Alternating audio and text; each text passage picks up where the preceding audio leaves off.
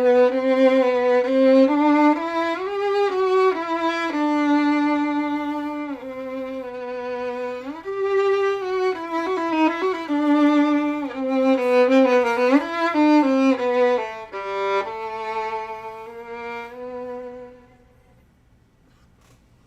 right, it's Tuesday and it's 5 p.m., which means it's time for the Monday music method here on Gadway Violin. We missed yesterday because I had a concert, but for the most part, we're going to be here every Monday at 5 p.m. For these live streams.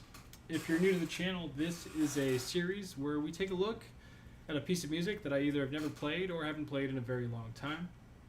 And the objective is to basically go over a piece of music, I continue expanding my repertoire, and hopefully you guys continue learning some tips and tricks to how I approach new pieces of music. I'm a professional violinist, and sometimes I don't get the opportunity to look at pieces of music that I personally have been wanting to play. So this is a great platform for me to do so. And also, along the way, hopefully we build some community here and have a kind of open discussion. If there's ever anything that I'm doing that you have questions about, or if there's any general questions about violin technique or pieces of repertoire you'd like me to look at in the future, this is a great place to do so. All right, we are continuing today in our live stream looking at the Sleeping Beauty. This is number 18 from the ballet. It's the big, beautiful violin solo in the Tchaikovsky ballet. Last Monday, we took a look at this and we got all the way to right where it says Sol G here.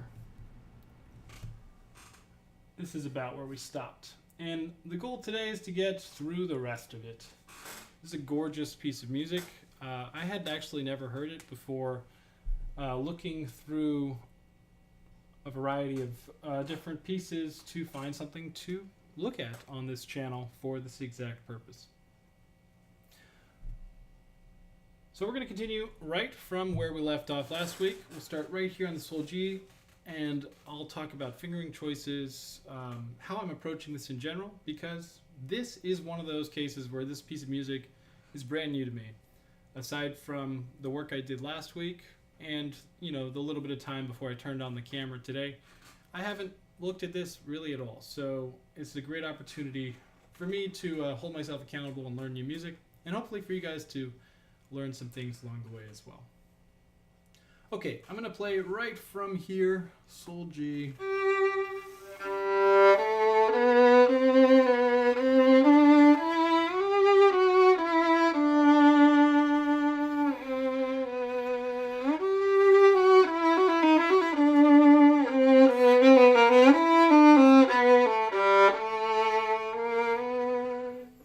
That might be faster than what is traditional. We can take it a little slower, but before we do so, I just want to talk about some of the fingerings that I just did. What feels natural to me is, by the way, whenever you see this marking Sol G, which we've mentioned a few times, it just means to do everything on the G string.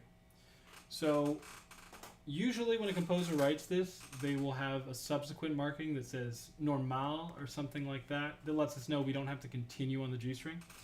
But oftentimes in older music, like Tchaikovsky's period and before, they wouldn't give such instructions because it would be assumed that you would know and you'd be able to infer when you no longer are on the G string.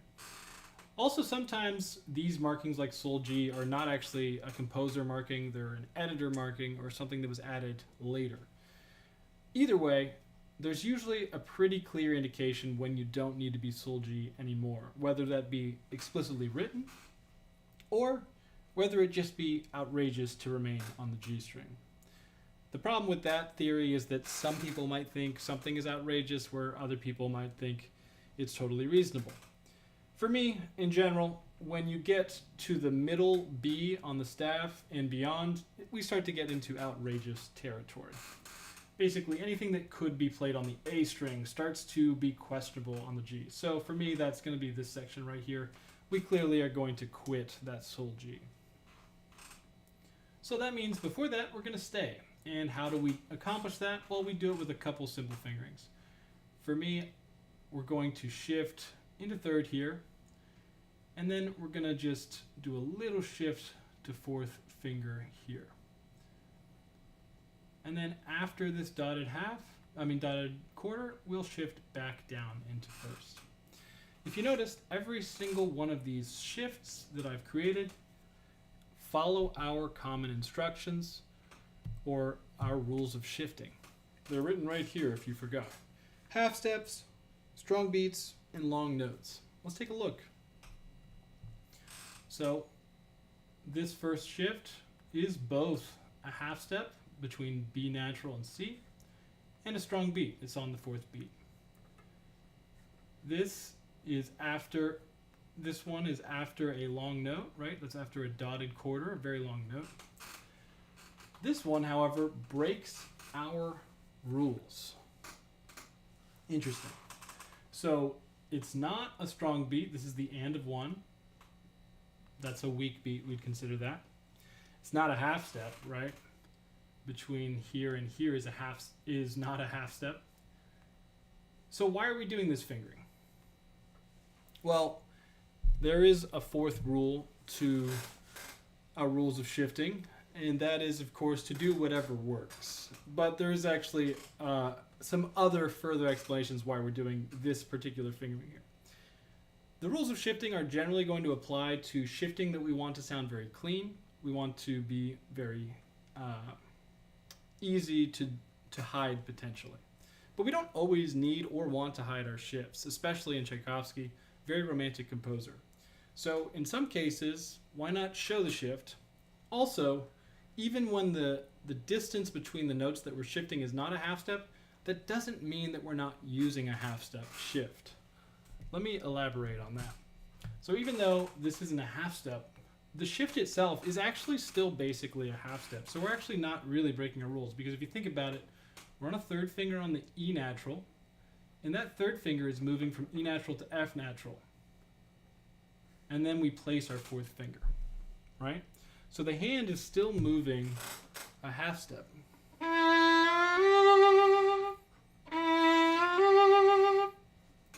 Alternatively, we can place the fourth finger down.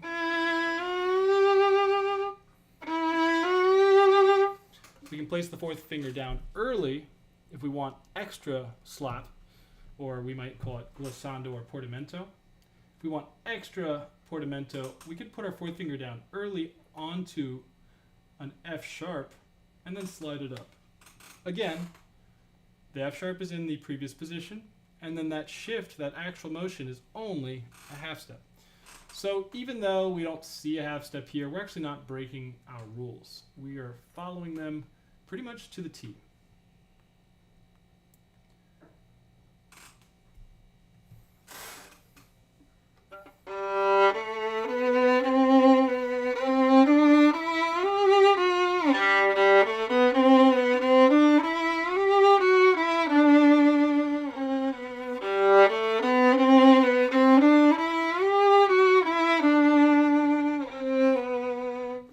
This is a spot where you really should decide ahead of time whether you're going to do the new finger shift or the old finger, meaning whether you're going to shift on the third finger for a more clean sound, but still a little bit of showing that shift,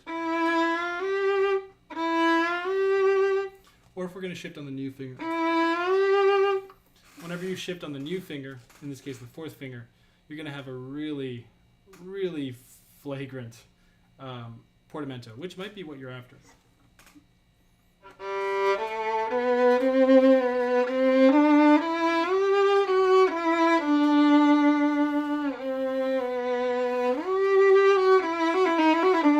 I would say if you do it once, don't do it twice, like I just did. So if I do it here,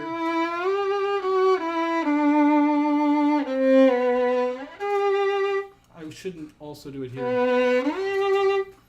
So if we want to do it here, then we should not do it the first time.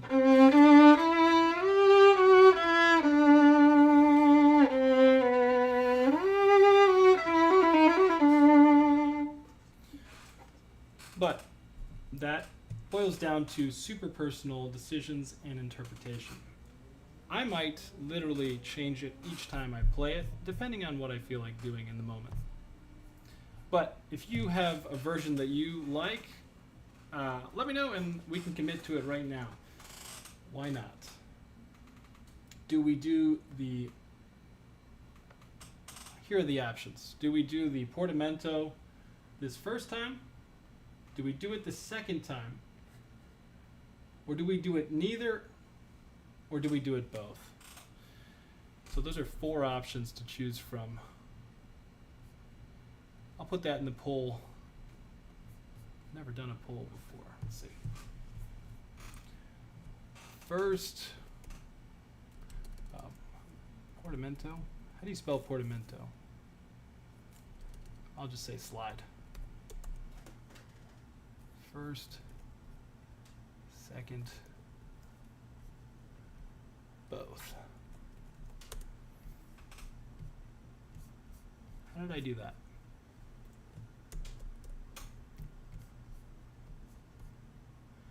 I'm going to vote for second.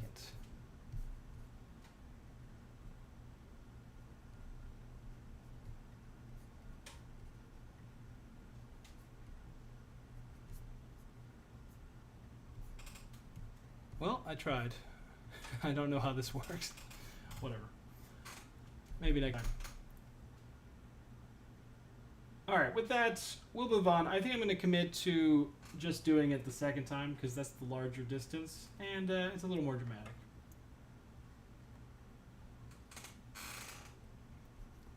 Alright. So after this, we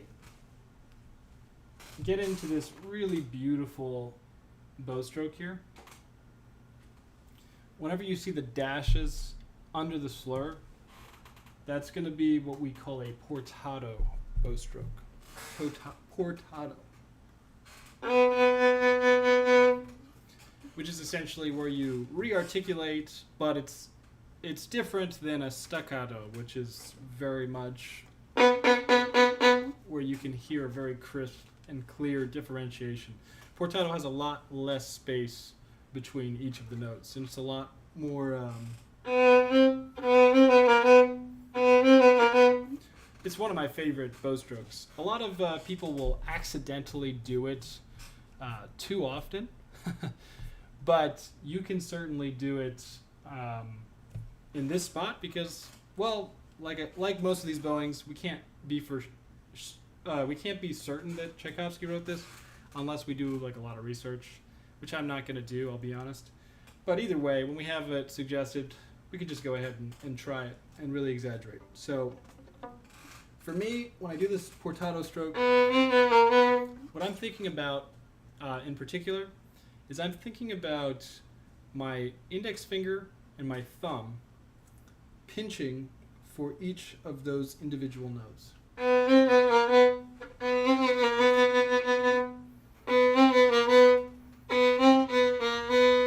So I'm literally just pinching that index and thumb, and in particular, I'm not pronating, so I'm not moving my hand inward. I'm literally independently moving that index downward. I explained this in a little bit more detail in I think one of my recent videos where I think it's called bow pressure or something. It's part of the 3 ingredients course that's on the channel. If you haven't seen it, check it out. It's a totally free video course, like all of the stuff on this channel. And it talks about the 3 ingredients of bow technique, which we won't get into right now, but it does cover this very idea as one of the exercises. In terms of fingering, once again, we're using the long note, following one of our rules of shifting, to shift afterwards, right? Shifting after a long note is our 3rd rule of shifting.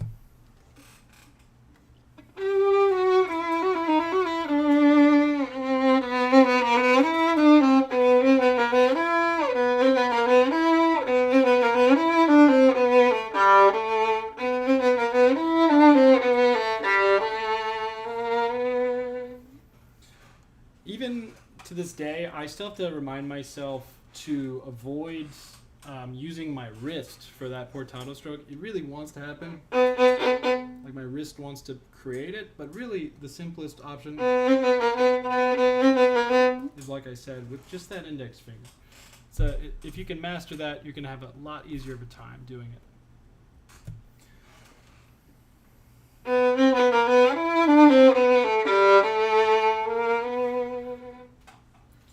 All right, then we have con passione. In this section, as you can see, we actually have, this is literally the orchestral violin part. So we're playing the top line, which is the concertmaster solo. And then you see the rest of the orchestra, or the rest of the violin section, has these 16th notes. And that is showing us that this is becoming a lot more structured rhythmically. And so we're going to have to be a little bit less free once we get to this section. If you listen to the recordings, that's going to be reflected as well. By the way, I think that I got this to work. The recording that I mentioned last week, was this one? Yes, it's working. If you haven't seen it, it's linked in last week's video. I'll link it again, but it's really great. This is going to be starting right from this Sol G section. Let's just check it out for some inspiration.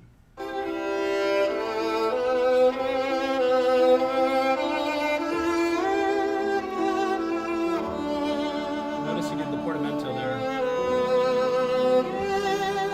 Notice he did it both times. So, you know, you can do it multiple times. It's not necessarily to my taste, but I can't really complain. I mean, he sounds great.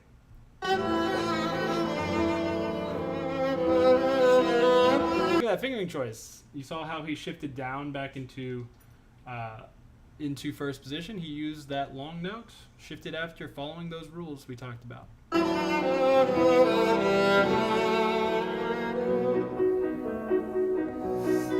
So you hear that the piano starts, that's just like what happens in the orchestra.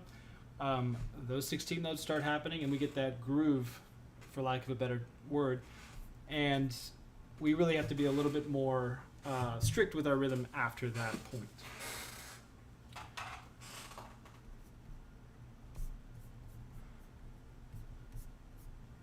All right, so we're going to start right from where we see this coda sign. Not sure what that means. Probably just means that we're getting to the end of this movement.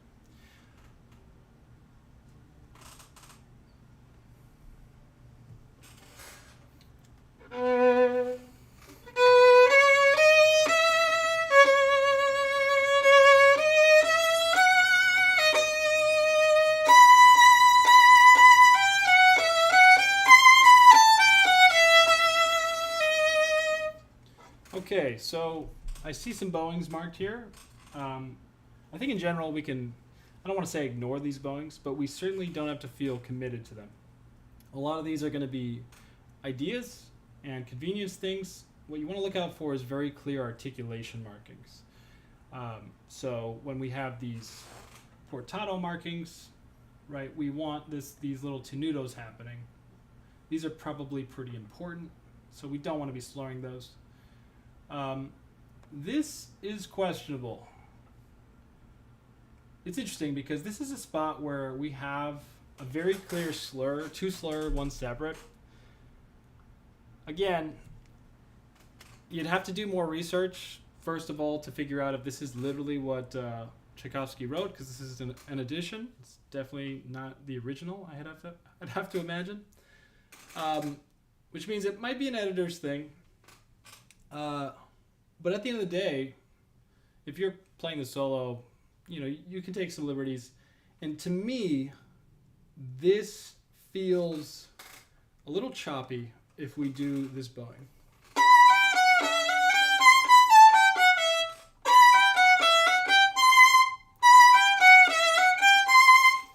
For me, with this build-up that happens beforehand, we have these, right, we have this figure.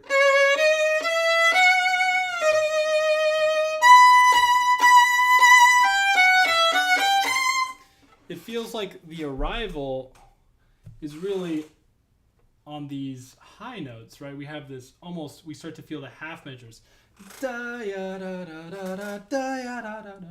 And if we use this bowing that's smart, to me it really is hard. It's going to be hard to not feel very beady. Does that make sense? I mean, this could be a skill problem on my end, but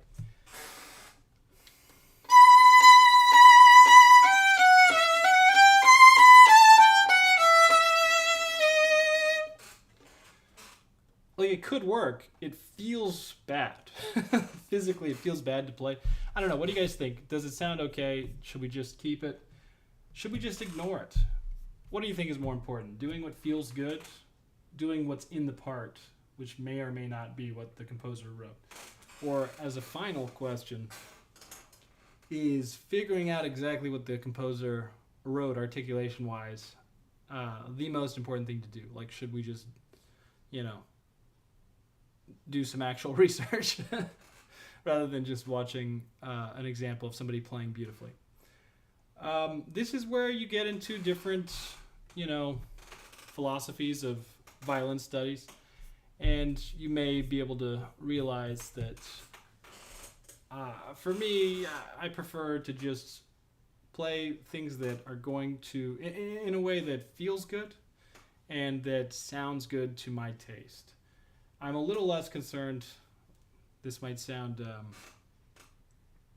but I'm a little less concerned with historical accuracy or maintaining the exact composer intent. Forgive me. But some people put that above all else. And I can get behind that, especially if, you're playing for for that exact connotation, like if you're doing a dissertation or a recital in an academic context, maybe. But if you're playing music for music's sake and or performing for people that are there to hear you play, I think playing in your style, informed by all these historical things, but not necessarily beholden to it, is going to be a little bit more. It's going to be a little better, in my opinion. I certainly would prefer to listen to somebody playing in that vein than worrying so heavily about being, exactly by the book. But what do I know? All right. Sorry, we get sidetracked on this channel sometimes.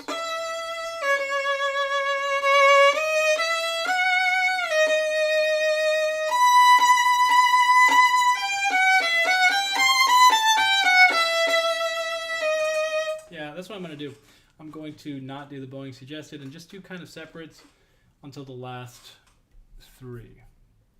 Or even maybe...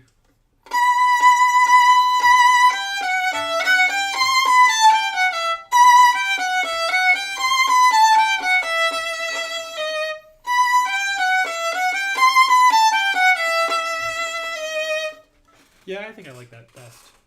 So what is that? That is doing the first bowing, not the second. So not this, not that, and then doing this. That feels good to me.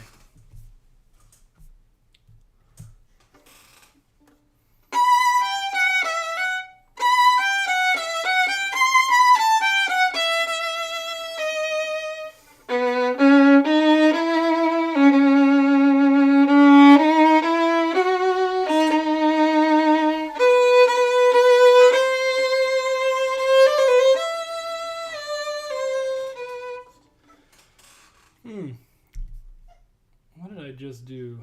Fingering wise, I think we're in second here. After a long note, we shift, finger replace. I like it.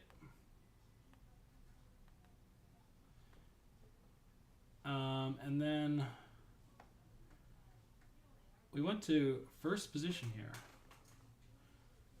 The alternative would be to be in third position, I think. In which case you'd have to do something fancy. Let's explore that. I think I like the first position because in general my D string is just not very strong on my instrument. And trying to do this intense forte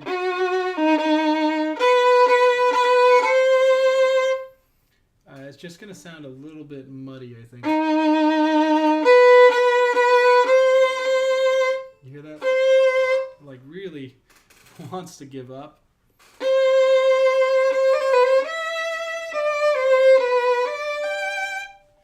It does sound nice, but I don't think that that's ever going to project over an entire orchestra. So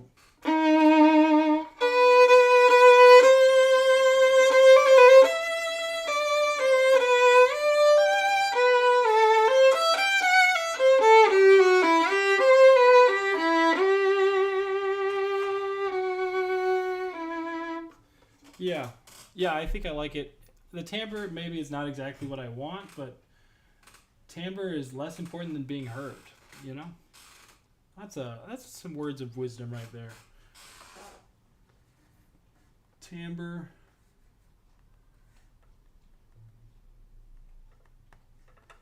is less important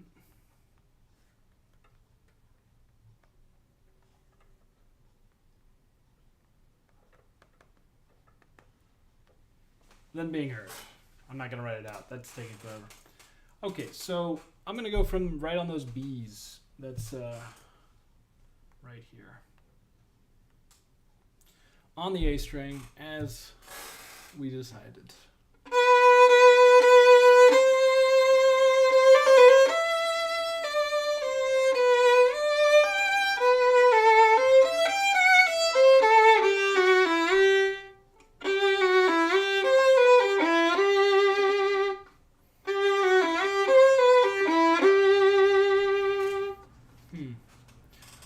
I like it. We're breaking some shifting rules here, but I think it's slow enough that it could work.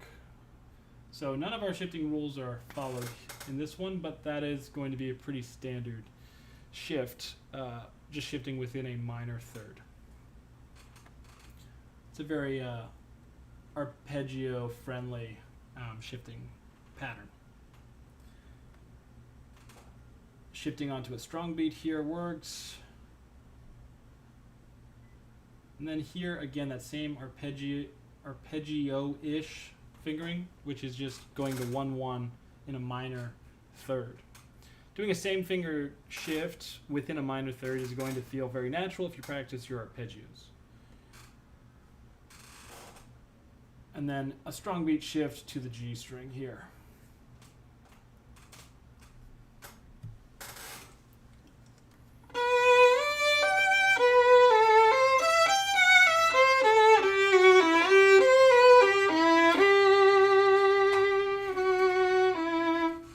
Assume that's an E on the next page.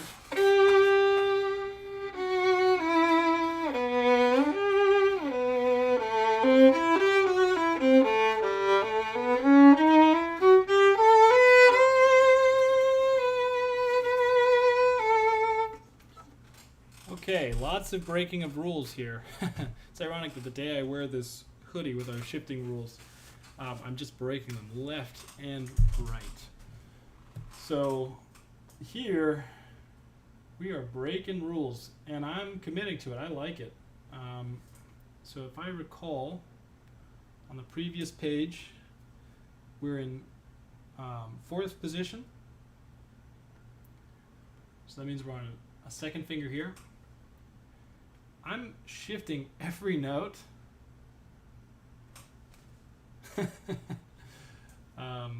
That's my fingering. That's pretty dumb. I like it though.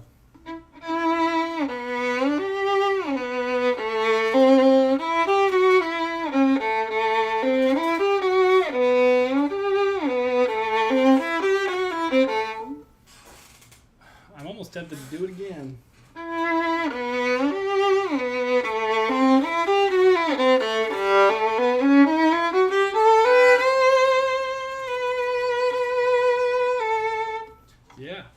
So this is getting real virtuosic, real not following our shifting rules. But, you know, a case could be made. Well, for one, never forget rule number 4, right? We only have 3 rules in the front of this, but rule number 4 is to do whatever works. And you could argue that these do follow at least one rule, which is they could theoretically be argued to follow the strong beat shift rule, right? Shifting onto strong beats. If you consider these ands, 1 and 2 and 3, all of these half beats, if you consider those to be strong beats, which arguably you could, because we are really emphasizing them and it's kind of slow here.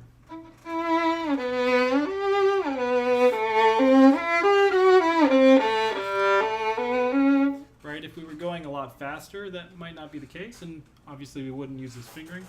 But I think if we slow things down here, which the music is definitely offering us as an option, given the speed of our accompaniment, or rather the rhythmic intensity of our accompaniment really slows down here. I think if I recall, the recording that I was referencing doesn't treat this like this, but I think I like it.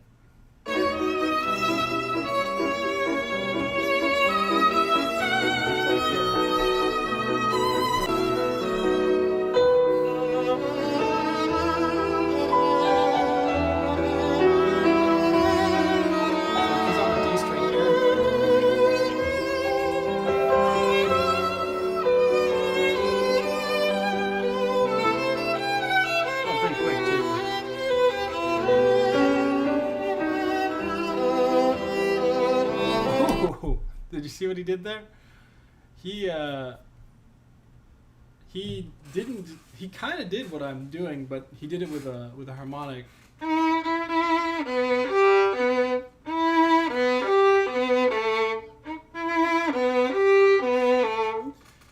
kind of hate it. This guy, I mean, his performance is excellent, but some of these decisions I don't agree with. I don't love the harmonic there. I mean, it sounds very virtuosic, but to me, this is the harmony is, I feel like we can create such a low point here.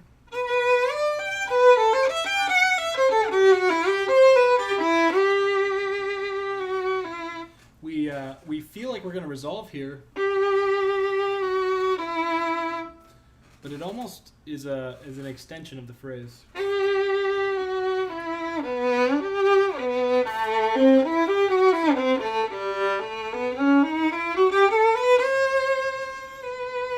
And then again, an extension, we still don't get there.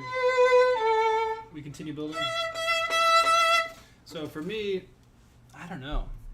I don't wanna do the harmonic, but I do like the idea of doing it all on one string. So we're gonna commit to that fingering, even though it breaks virtually all of our rules. After that fingering, we do this shift here.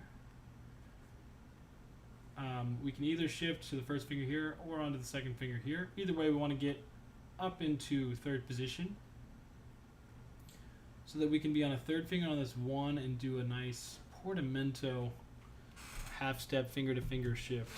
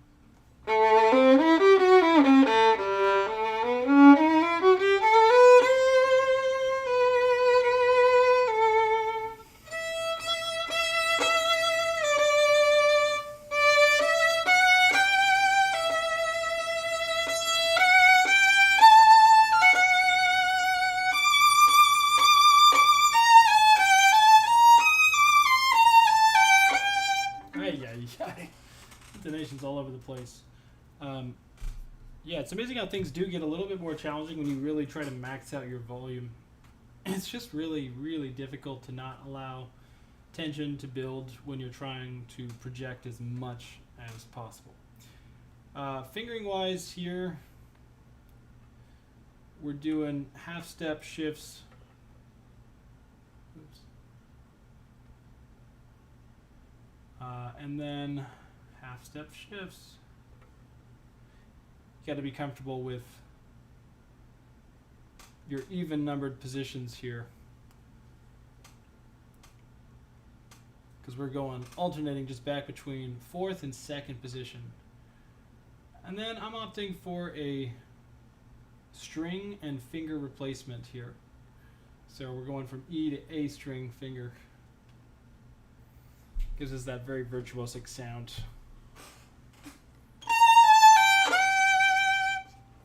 But we have to try not to crunch. The A string is a little bit less, can take a little bit less force than the E string. It's just a little bit of a lower tension string, so it is not as resilient to our bow pressure.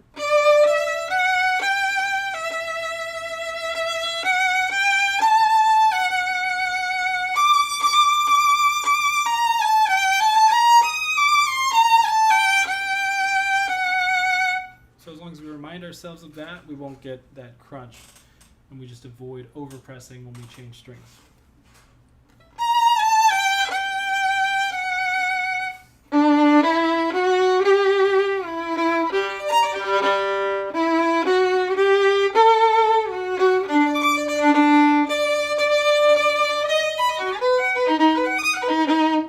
Yeah, so this stuff is what I looked at before turning on the camera, because I didn't think there was any way I was going to be able to completely sight read this.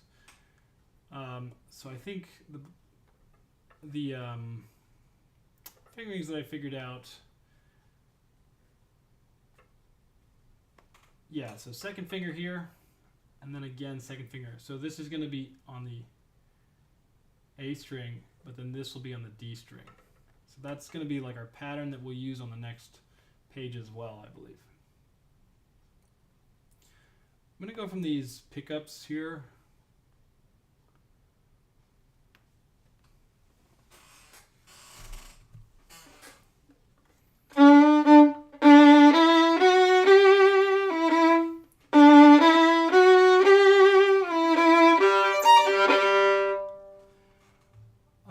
I think I'm going to shift down, yeah, to a 3rd finger here.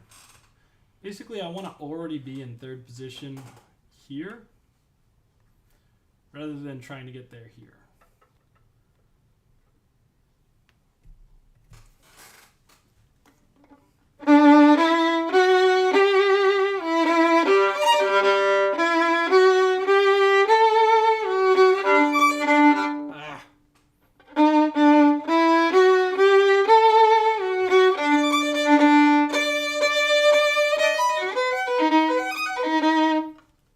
So yeah, 2nd position. Then we go to 4th. A lot of even positions in this.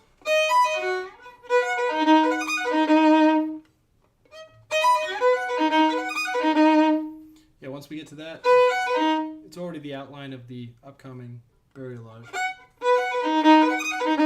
So there's no more effort. In other words, the only real difficulty in this measure for the left hand is between these 2 8th note beats. The right hand is a different story.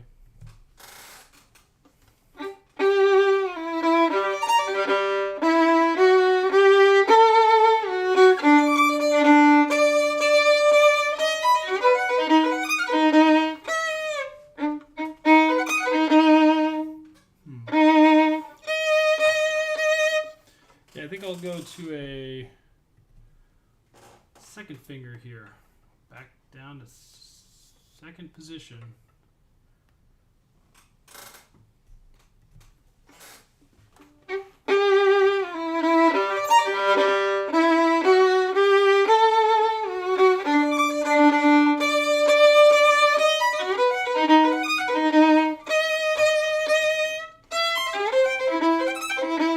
Yeah, it's the same thing here, right? So we do 2nd finger on the A string, then 2nd finger barring on the D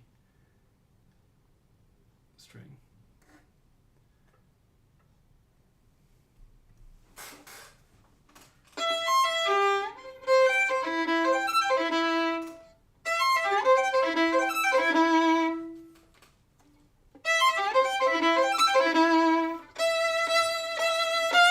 Looks very fancy. It's actually not that bad.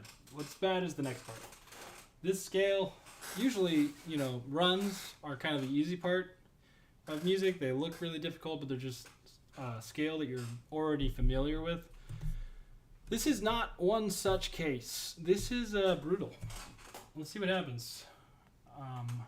Again, these like 6 measures were what I looked at before turning on the camera today, because I was like, oh, I can't purely sight read this in front of the Gadway violin community today.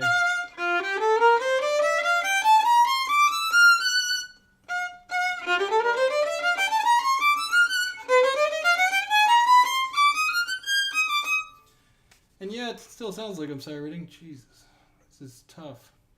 So let me just write my fingering in. Maybe that'll help. So I'm going to be on a first finger here. So that's second position. Then we're going to just go through our even positions here.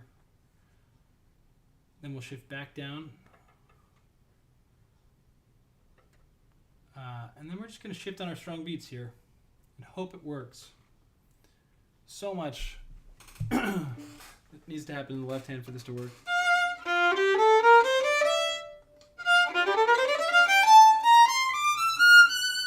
So one of the reasons I like this fingering for this first run is because it retains our hand shape through the shifts. So if we think about what our fingers are, right? 1, 2, 1, 2, 1, 2. Every one of these 1-2s gets to retain its whole step, right? Let me show you what I mean by that. From the G, that's whole step, whole step, whole step. So in other words, when we're doing these shifts, we don't need to be changing the shape of our fingers at all. We just have to memorize the distances and the actual movement that the hand makes. I should add, we're again breaking our shifting rules here in that we're not shifting on half steps or strong beats.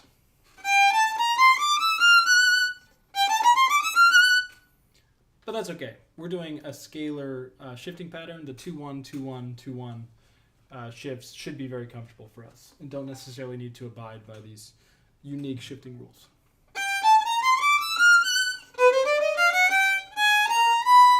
I swear, today we're breaking the shifting rules more than ever. And it's the day I decided to wear the shifting hoodie. The next batch, we're going to unfortunately not have the same benefit. The shape of the hand here and here is going to be significantly different. As we can see here, if we write out all the fingers, 1, 2, 3, 4, right? And again. Let's see what we have. We have a whole step. So we have a whole step between 1 and 2. Half step between B and C. What do we got in the next measure? I mean, this next measure, the next eighth note worth of music. We have a half step between D natural and E flat. Then we have a whole step and then a half step. So, as you can see, these don't match, which means that within this quick shift,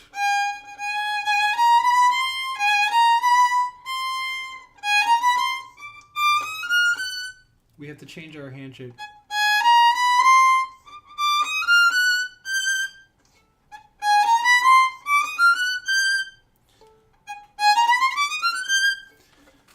Went back and forth earlier today on this, whether there were any other solutions, and honestly, this just seemed like the best option to me.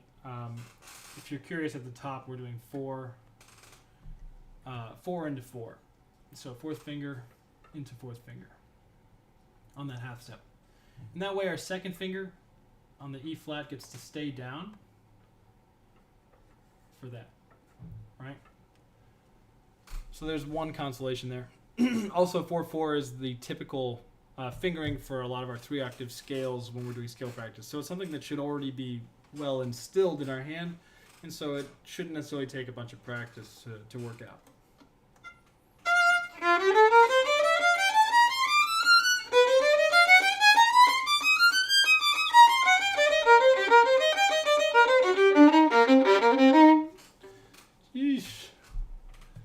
lots happening. So after this, we're going to shift down here, and then we're kind of just using this compressed hand frame. A physical half step. I like to think of that. It's a tritone, right?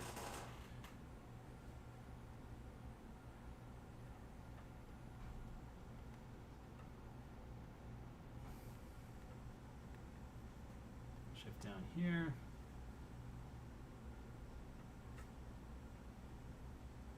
All right. So let's go through that fingering slowly.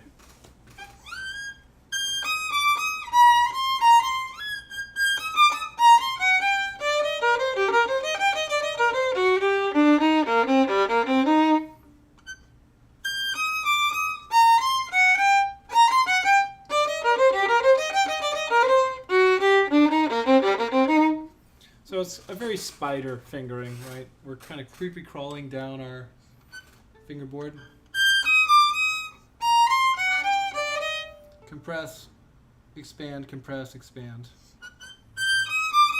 Expand, compress, expand. Expand, compress, expand. So we're moving fingers away, bringing fingers close.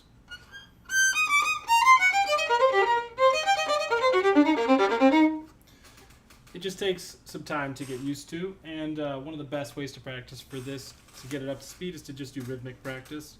Specifically, variations of even numbers. So we can do our basic version, right?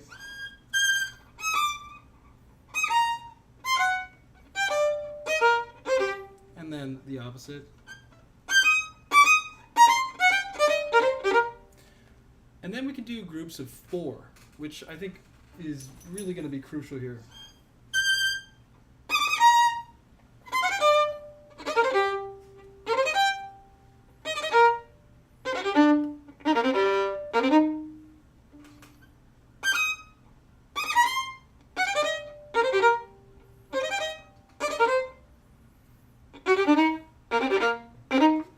Like always when you're doing rhythm practice, one of the big ideas is that when you do have the slow notes, take as much time as you need to fully conceptualize all the fast notes that are to come.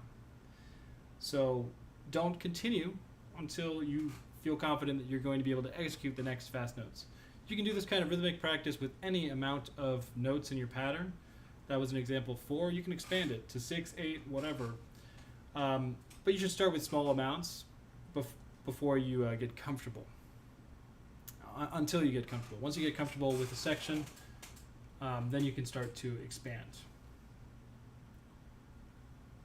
For me, the sweet spot for this section is going to be probably groups of 4, and then I probably won't go beyond that. And then I'll just start practicing it on its own.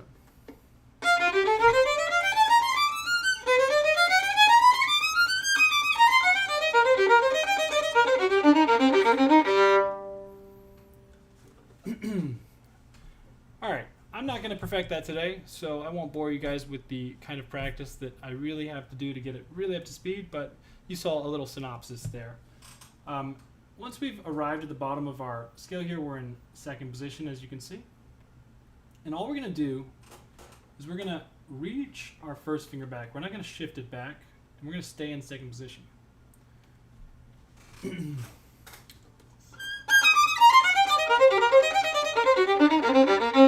So we're in second position, first finger's on the B flat. First finger's going to go down a half step on its own to the A natural. And then that whole unit is going to move up a half step so that the first finger goes onto the B flat, the second finger becomes a C sharp, and the fourth finger becomes an E natural. And then the same thing happens again. Everything moves up a half step.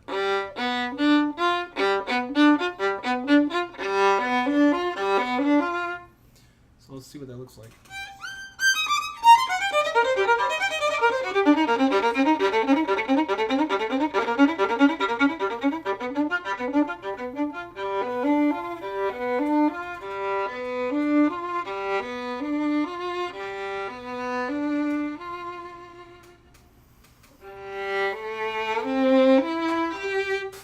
like the beginning.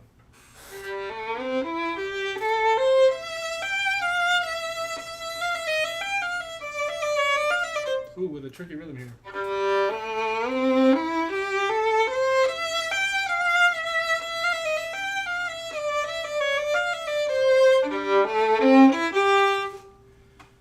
I love that. That's so pretty. So, essentially, this is like a written out rubato, right? This and this are basically the same, but it's explicitly written out to kind of rush the first 5 notes of the first group, right? It's really cool because that's something that you might do on your own, but it's actually written out, so you don't have to think about it. You can just do what's written, and it sounds really musical.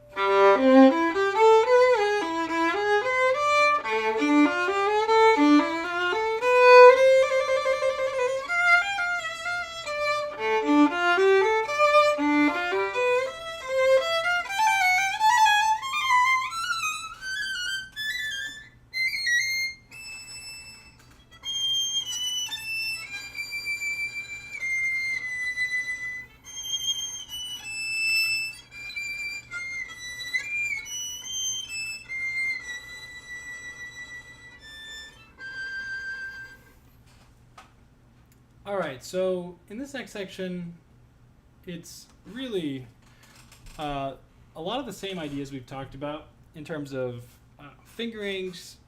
The main thing is that the bowings in this next section are all over the place, right? And the suggested bowings just literally don't work in some cases. Like here, for example. Like, what is that? If we're to slur that, we're not going to hear these E's, right? And I think for sure we want those E's to each be distinct. So we have to break the slur, obviously. And to me, that gives me, when I see something like that, it gives me full reign and confidence that I can virtually change all the bowings so long as I maintain a few things. I maintain some of these accents where they're placed, right? And that I generally keep the spirit of these groupings, keeping these as a kind of unit, right? Not separating them musically. Other than that, we're going to freely mess with the bowings.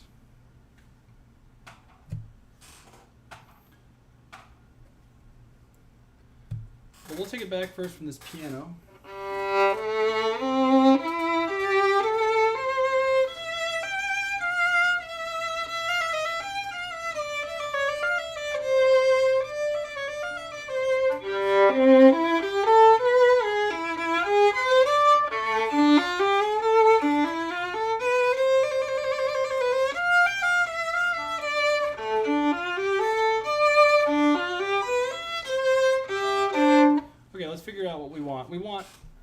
Whenever you're working out bowings, I recommend, similar with fingerings, but definitely with bowings, I always recommend, if you know for sure where you want to be at the end of a phrase, I know that I want to be on a down bow on this note, then you want to, working backwards for bowing decisions is going to be a lot easier. So let's do that. If we want to be down bow there, we can be up bow before on here, but I think I definitely want, at the very least, the E to be connected to the C. Whether we slur more than that or less is going to be TBD, right? Let's see.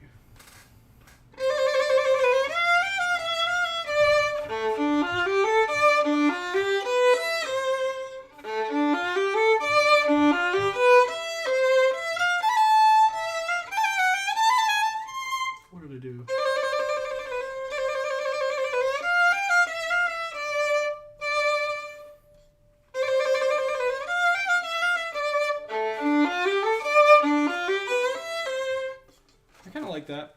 So maintaining the core idea here of these groupings. So making sure we're on a down bow on both of these. And then working backwards from there. So that means up bow, down, up, down.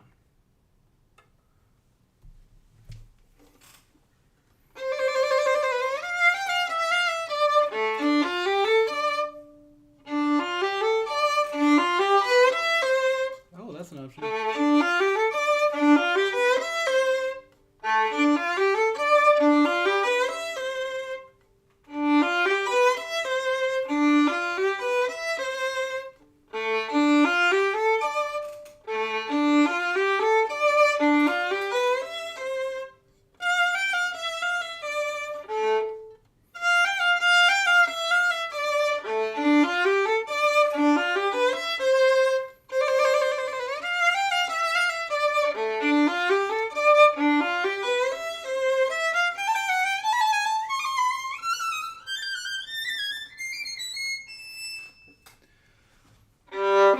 I think I like it.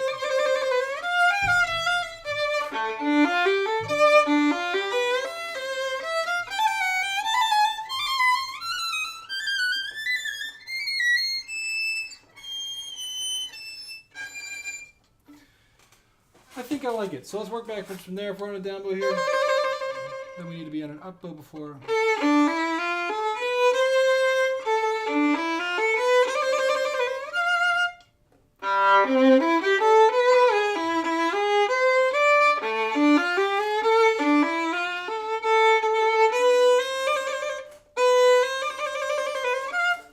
Okay, we can do that. So we're going to slur in down bow here, up bow here then, down bow here. I think I did that. Or no, I did this.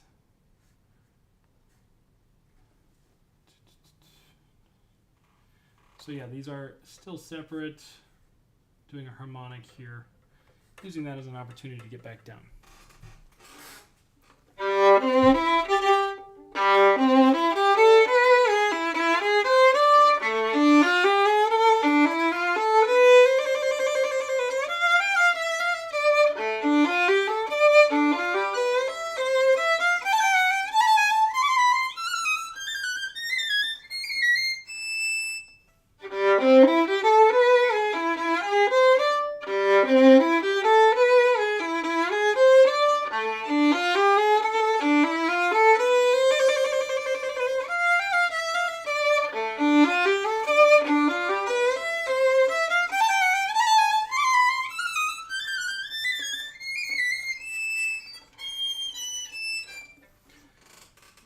Real high up there.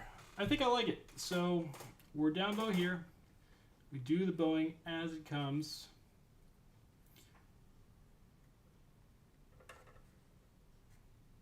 The bowing, the finger I'm doing here is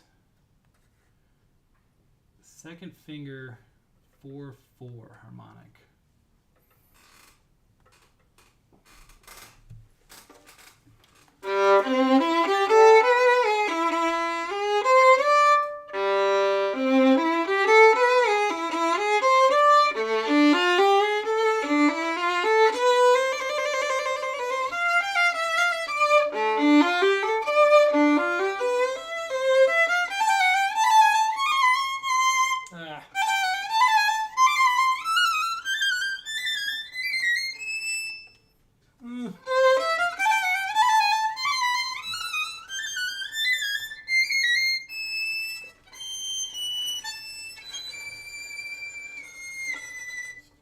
Okay, here we go and get into some crazy stuff right here. Hi, I'm new to your YouTube channel. It sounds so beautiful. What position is it? What position is all of this? It's all over the place. But we're getting into some real nosebleed territory. But after all this nonsense, right, with all this crazy movements, where, by the way, all of these bowings, this is my personal solution based off the fact that I know I want to be down bow here and I want to start this up bow, this is what's really important to me. Everything else, super unimportant exactly what we do, as long as we maintain our bow control. And then once we get here, we're doing the same fingering over and over again, just second finger on everything. The only thing to note about this is to understand always what your positions are. So speaking of what position is it, it's going to be a number of positions going up, obviously starting in first, then second, right, then fourth, then sixth, then eighth, then ninth, and then, what is that, 11th? And then finally, we just play the harmonic E. And what position is even that? It's going to be like 12th position, roughly. But by the time you're in this 11th position, you're just going to kind of stretch it up and feel it stretching essentially a minor third. So the important thing with this section, because it's actually not that difficult, I say that as I've repeatedly played it out of tune.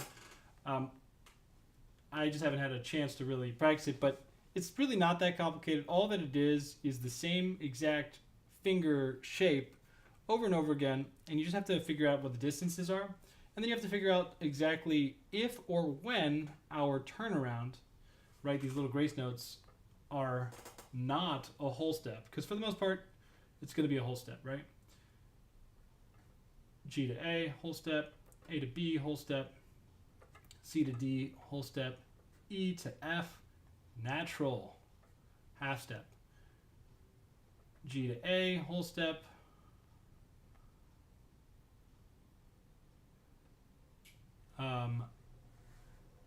A to B, whole step, and then C to D, whole step. So all these are whole steps except for this one, and this one's even questionable, because for me, the half step sounds right, but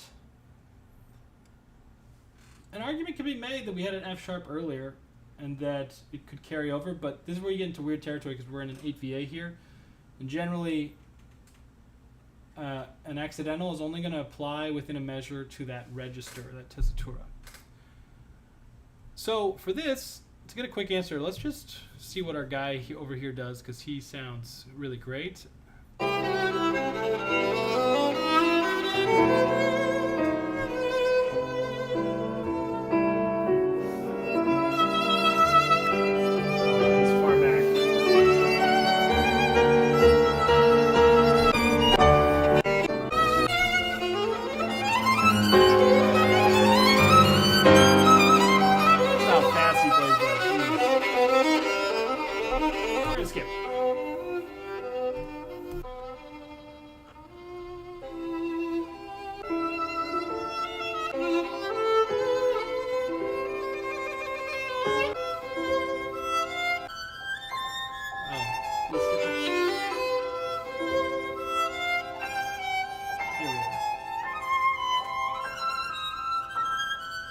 What did that sound like? Was it natural?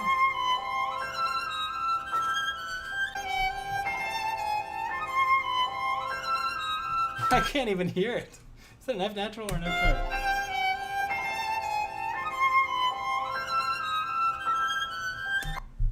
It's kind of in between.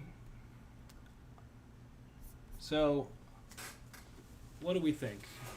Is that a F natural, F sharp? For me, when I aim for the F natural, it feels right.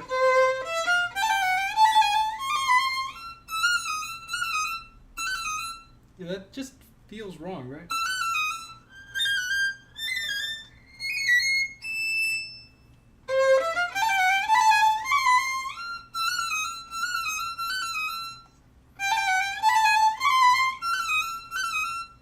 Yeah, it feels wrong.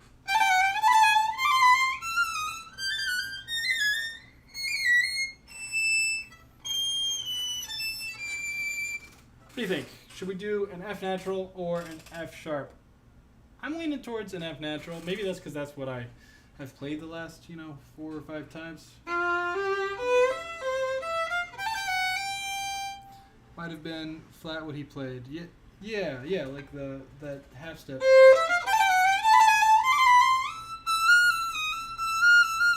Instead of...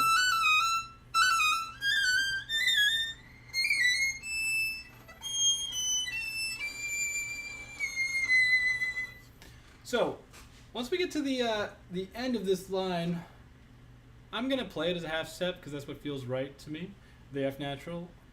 But most likely, as we can't even tell what this guy played, I bet people won't be paying that much attention and notice. Once we get to this high E,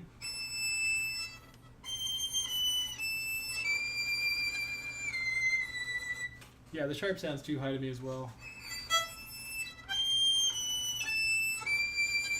So we hit that E harmonic, and I think the original idea, if we do these all harmonics, we play that high harmonic, and then we go back down into second position for our first artificial harmonic.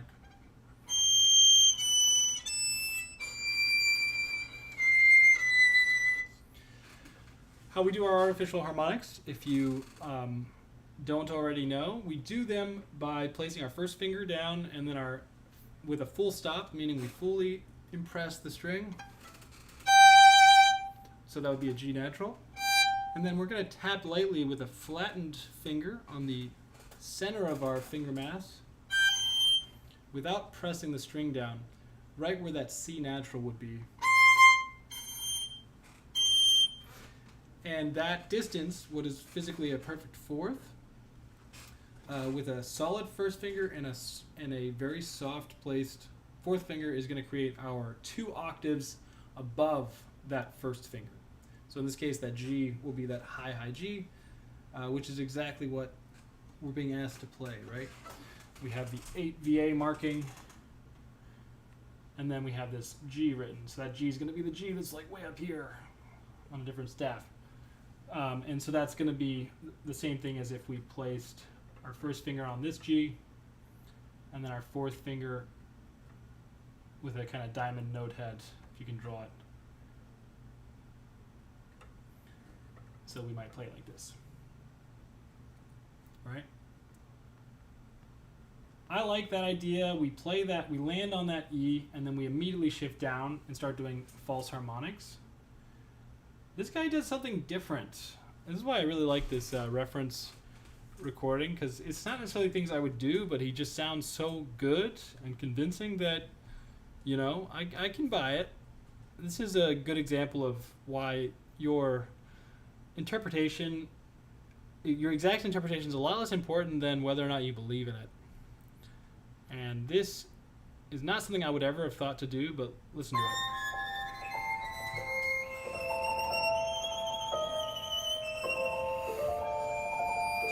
So he is doing solid notes for all of those until the D, right?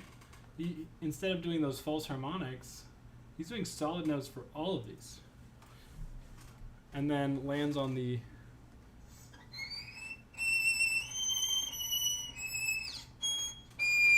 lands there.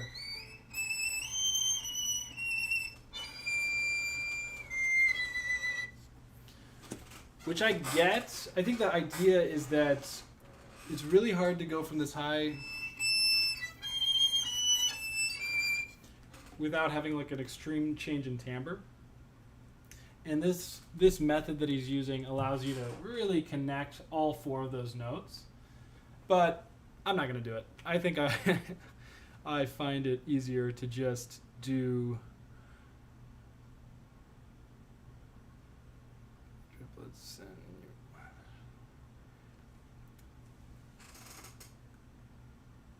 I'm just going to also do the suggested harmonics here and not do his fingering, mainly because I'm going to try and do all these as harmonics actually instead of any solids.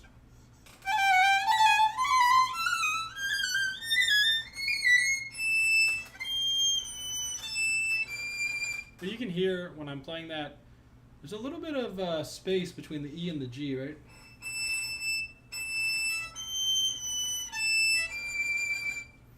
It's really hard, but important to try and connect those.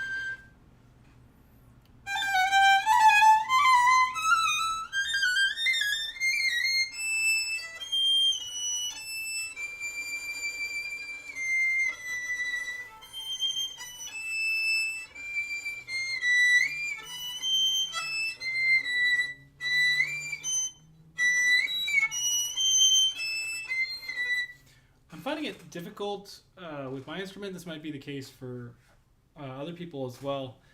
To shape this phrase according to what I want and not what's natural, like to my instrument. So what I want is for this G to be the high point of this last measure.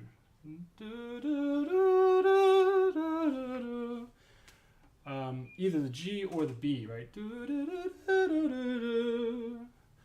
But what I don't want is for this E to be the high point, and that tends to be the high point because it's an actual natural harmonic, even though we're thinking of it in that same vein as these false harmonics.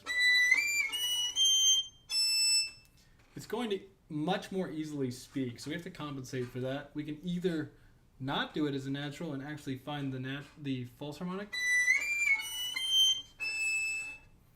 or we can just make sure to give more to the G and lighten up on the E.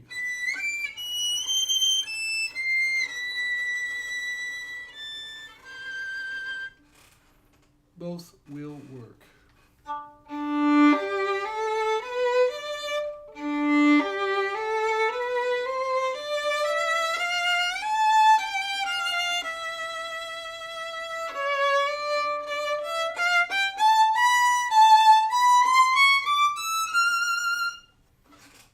Okay, I think for this section, just like we did in the first page, if you are missing the fingerings for that or you don't know anything about that, last week we did a live stream with the full first couple pages of this that had a lot of this material ready. So we won't go over it in too much detail, but we'll do the same kind of fingering here that we did before.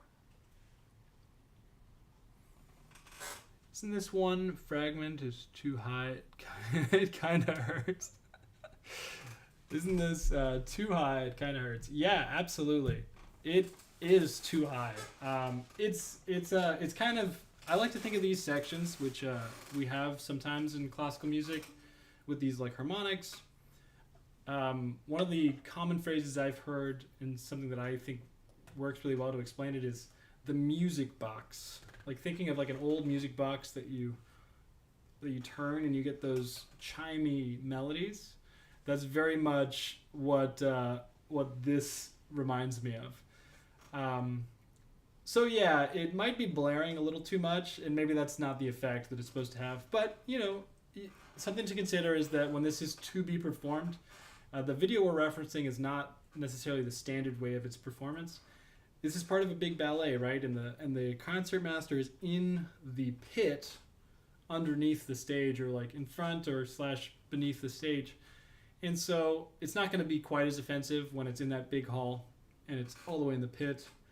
But yeah, when I'm 1.5 feet away from my microphone, it might be a little too much. Something that I actually just recently purchased for myself. Because I've had this experience recently of just things being too high, too brutal for my ears, is actually getting a pair of good musician's earplugs.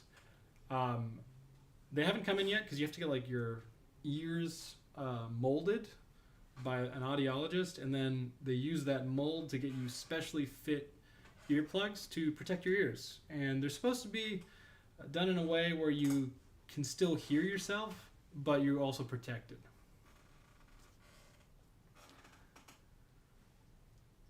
Yeah, hopefully it sounds different. If it sound, it probably sounds different in person than on the video. Yeah, I mean it's totally possible. I'm not using a very expensive mic here, but I mean you guys are giving me a lot of credit. It might just also sound, it also might just sound harsh. You know, this is a difficult section to sound sweet on.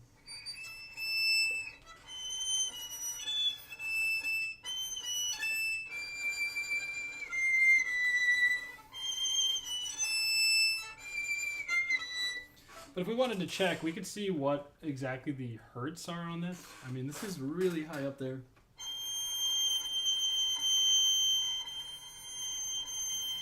That's the highest note we play. What was that? 3,140 hertz, as opposed to our open A, which is, you know, roughly 440. So these are very, very high notes.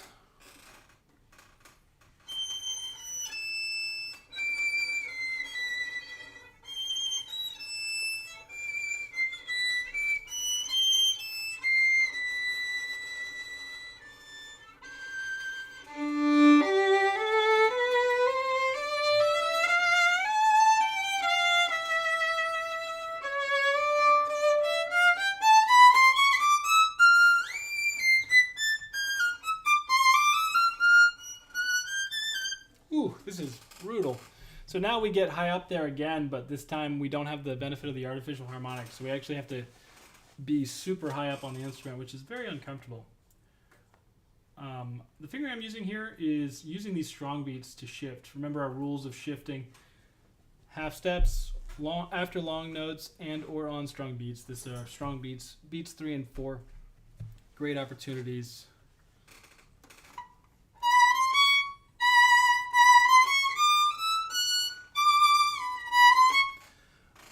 I'm more used to playing the piano and the violin in 440 hertz. Yeah, this is nosebleed stuff. It's definitely not typical, especially if you're playing in like a section. But it's concertmaster souls, so they gotta put them on top of, you know, the entire pit and orchestra.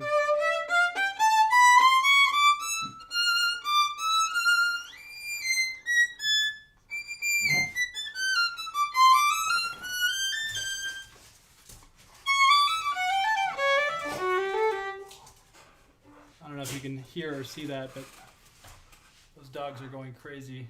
I don't think they like the high pitches. It's a little violin break for you. That means that I've been doing this for too long.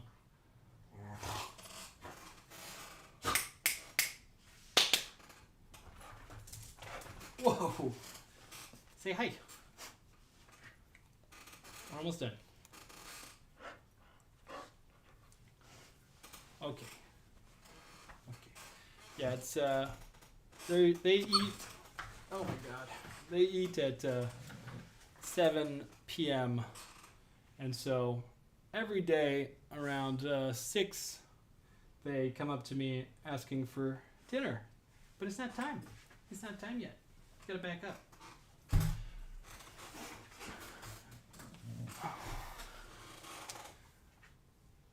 Do I have the violin classes for beginners? Yeah, I do. I'm continuing to put out different videos that are edited. This is just my... Okay, guys. They are very vocal. Yeah, I continue to put out edited videos every week. Every week I release a new video on Saturdays in the morning. And then every week on Mondays, today it's the Tuesday, but on Mondays it's supposed to be...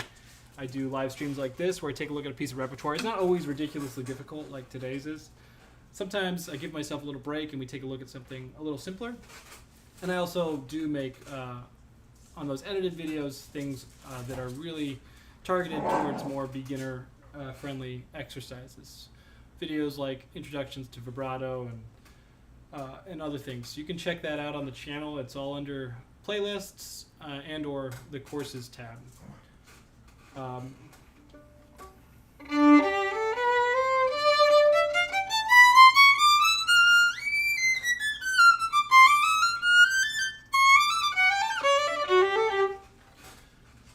Okay, so the fingering I'm choosing to do here is doing a big shift up to a third finger, back down, and then we're just going to use third fingers on each of these quasi-strong beats. And they're all, luckily, mostly half steps. Wow, that's fantastic. I'm subscribed and I'll definitely check more videos. Yes, please do. Thank you.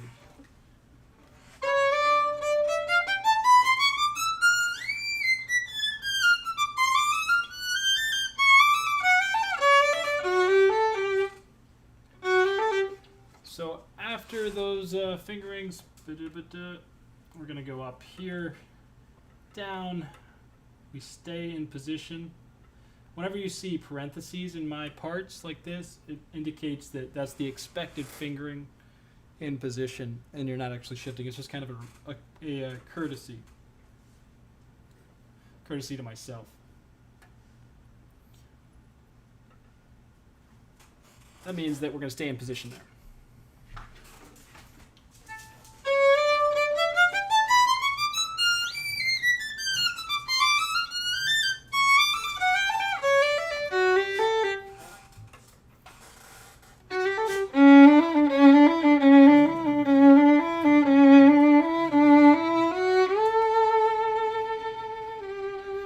So yeah, we're going to do the same pattern here.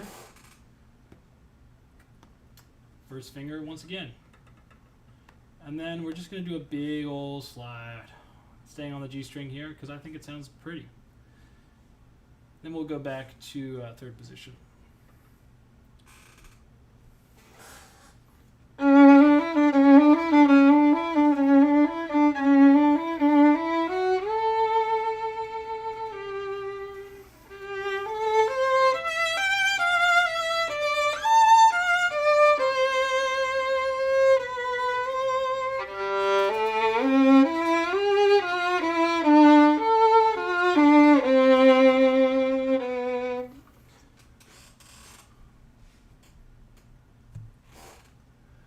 I actually never held a violin in my hands, but I play guitar. How would you explain violin for a guitarist?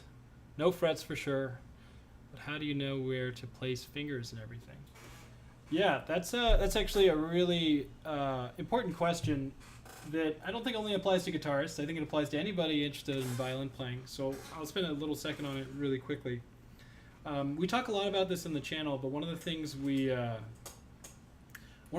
do as violinists is we create as many frames of references as we can, and one of the fundamental frames of reference that we create for the left hand is something I call our double contact. Well, I didn't coin the term. It actually comes from a very famous violin pedagogue by the name of Ivan Galamian. He created this method that's really brilliant. I take a lot of his ideas and use it when I teach my own students. And of course, I have since added, and I don't necessarily agree with everything he talks about. Well, one thing he says that I really like and I continue to push for prospective students is this idea of double contact. And the reason is exactly what we were talking about, how there's no frets on the violin. I talk a lot about this in one video. I think I call it How to Play in Tune. Simple title. But the idea of double contact is we understand exactly how we hold the violin with our left hand, specifically in such a way that we understand our finger placements with regards to our position of our left hand. What I mean by that is we hold the violin with double contact, 2 points of contact, and we're going to count those as our support points. We're not going to count any of our fingertips. Fingertips won't count as double contact. Double contact refers to our support points. So our thumb is 1 point of contact, and then our inner index knuckle area is going to be our second point of contact. And that's our 2 points of contact in the early positions on violin playing. And all of our placements of our fingers are going to be related to these 2 points. When you think about what your double contact is, the first finger or that first finger contact point is not going to be directly across from the thumb, but it's actually going to be further behind. And I like to personally think of my double contact as my first finger, wherever that is placed that is where the thumb is. So my thumb, in other words, becomes this frame of reference for where the first finger normally wants to go. And then if we have that, we can base everything else off of that.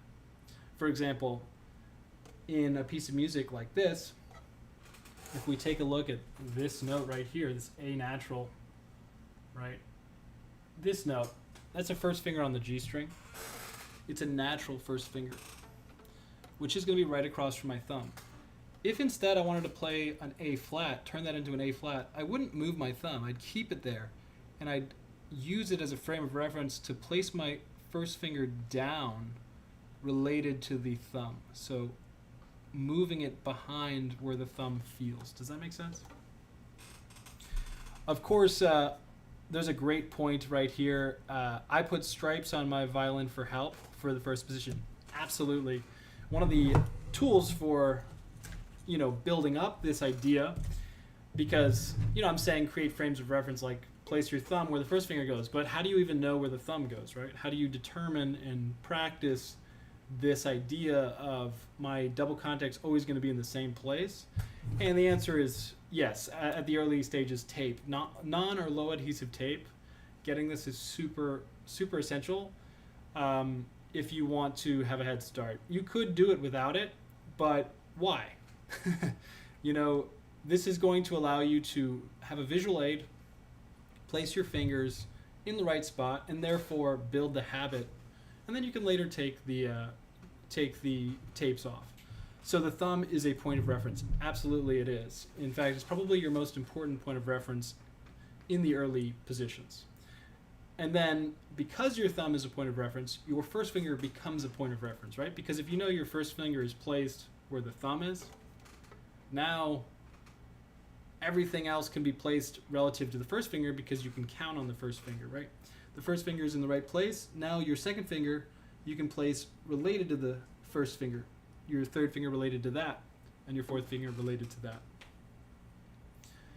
It's really hard to find it by ear. Absolutely. Finding these finger placements by ear is not advisable unless you have real significant music training outside of the violin, like on another instrument, or if you're like a really trained vocalist, for example.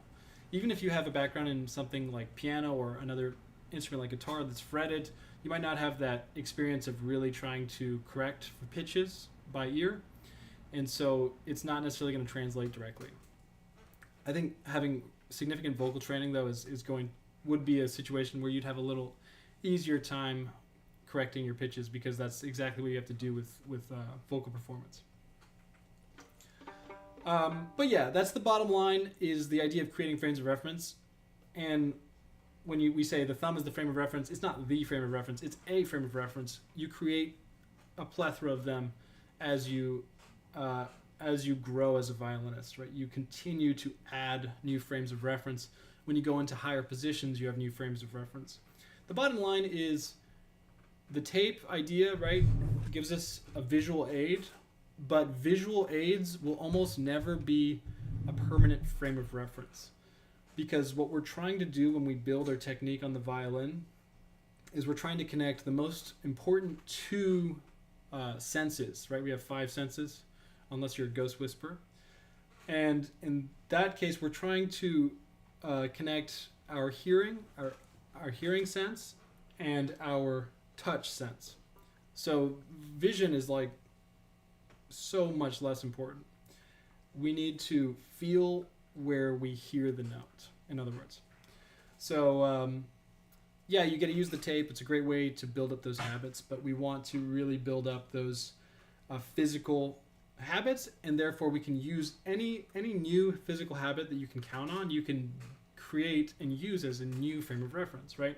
If you know that you always place your first finger in the correct place, all of a sudden you can count on your first finger as a frame of reference for your second finger. If you know your second finger is always going to go in the right place, you can do the same thing for the third finger, right? Generally, you're going to want to count on frames of reference that are very close together, right? Generally, we don't want to use the first finger as a frame of reference for the fourth if we can avoid it, if we can create another frame of reference. But everything builds upon each other.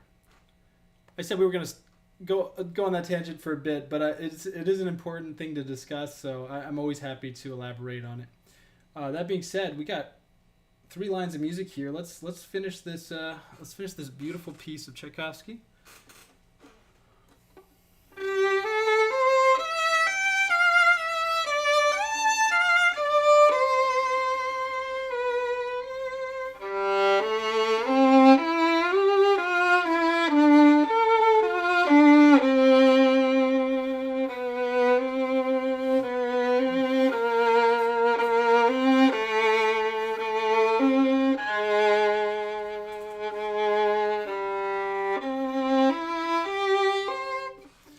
Okay, I don't know if I like the bowings that I was doing there, but I did like the fingerings. So we're doing that same thing we did before, staying on the G string.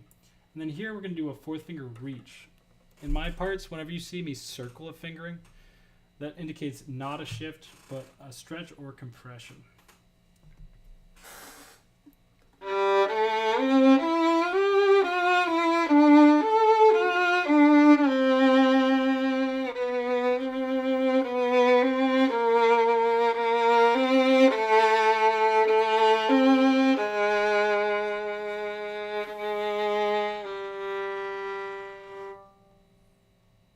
I think that works. Oh, what happened here?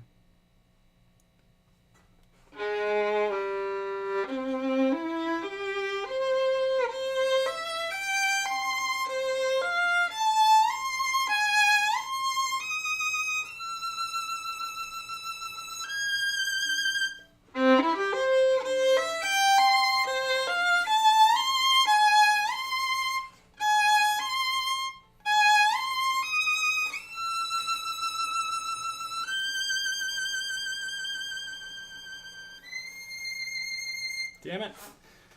That is such a pain to get that top note. It's like fingerings. So yeah, we're in. We get back to first here. And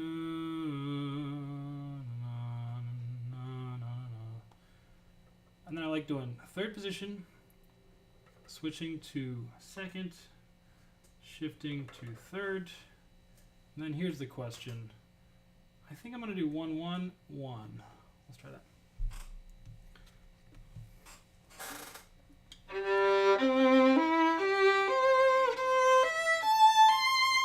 That's not right.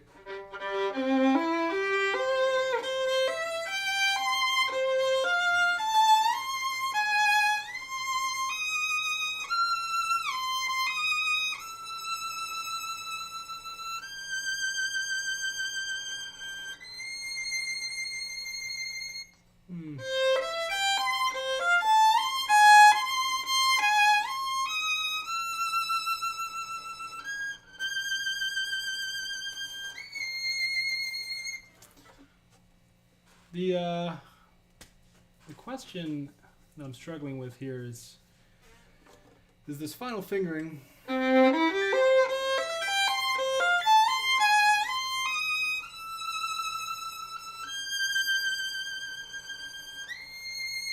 think I'll do that.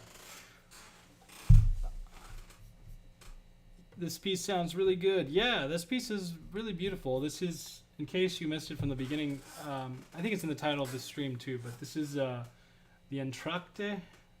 It's the number 18 from Tchaikovsky's Sleeping Beauty ballet. The fingering I'm going to do at the end is not what I wrote here. I'm going to do 2nd finger, 3, and then I'll do a little cheating 3. That way we'll get it in tune, you know? If you... This ending is really high, but it's definitely better than the previous place. Yeah. Yeah, than the ridiculously high stuff. This is, yeah. I mean, if we look at it, right, we have the 8 VA on that C natural, right? So that's very high. That's an octave higher than that C is written. The previous place, we are 2 ledger lines higher, right? That C is right here, so we're even higher than that, like significantly higher, a full 5th higher than that. So yeah, it's high, but it's not nearly as offensive as the other spot.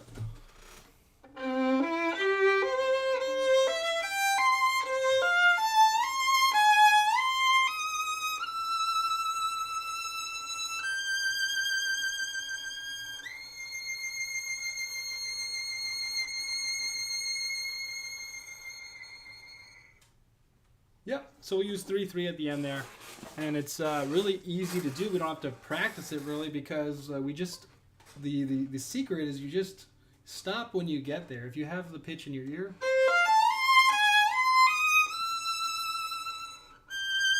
if we know we're hitting,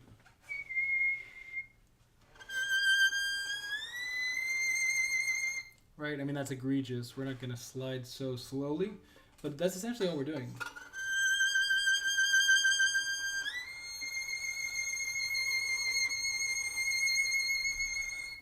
And I'd probably have a bowing like I did, where I end up bow on the last note, so that I can take two bows, because it's probably going to be a long, drawn-out ending.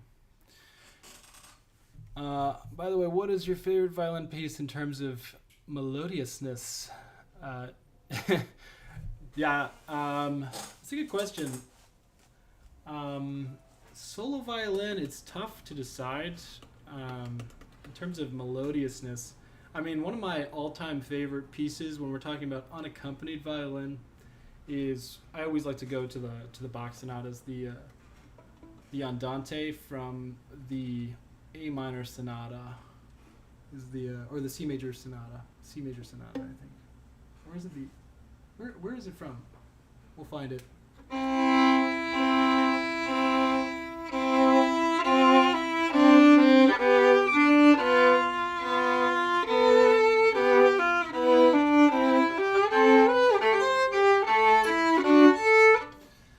It's so gorgeous. I highly recommend you look it up, and to make sure that you can find it, I'm going to post it in the comments of this video, because it's a gorgeous piece.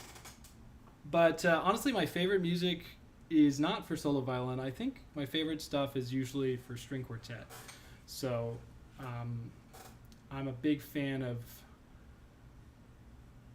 Mozart Sonata C major Andante. No, it's the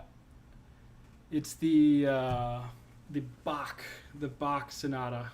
I think it's the second sonata, if I'm not mistaken. No, it might be I think it's from something in A minor. Yeah, I think it's in the A minor sonata, but it's like the second or third movement. Absolutely gorgeous. But my favorite music is definitely string quartets. So I would have to say Beethoven string quartets. Basically all of them are fantastic, but in particular, his very first one, Opus 18, number 1. The slow movement to that is one of the most brilliant compositions I think ever. So definitely check it out if you haven't seen it already. I've been trying to bluegrass shuffle on the violin, and I was struggling a lot. Oh yeah, shuffle bow.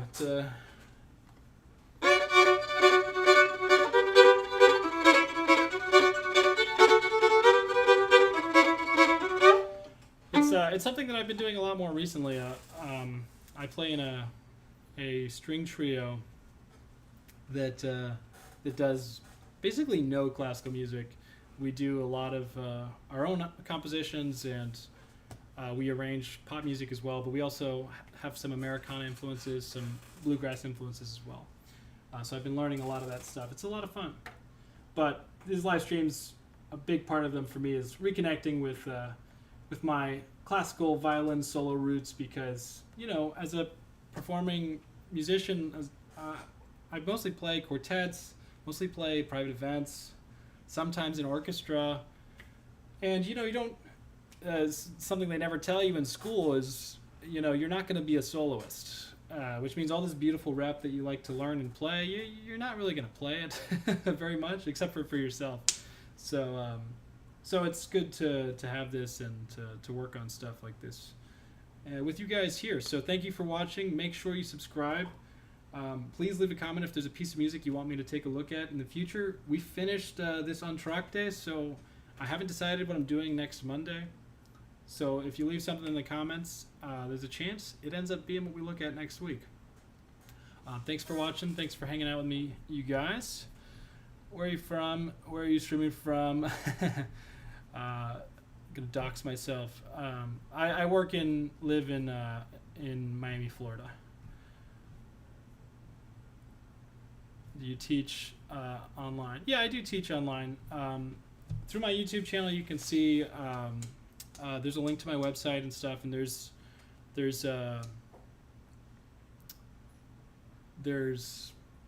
what is it? Oh yeah, there's like a submission form if you want to get in contact. It asks a few questions about like how long you've been playing, what your goals are and stuff. I'll be honest though, I'm pretty booked up right now, but I always try to fit people in if I can. So you know, submit something if you're interested in taking lessons, and maybe we can find a time. With that, thank you guys for watching. I'll see you next week on the Monday Music Method. Remember, it's not a Tuesday.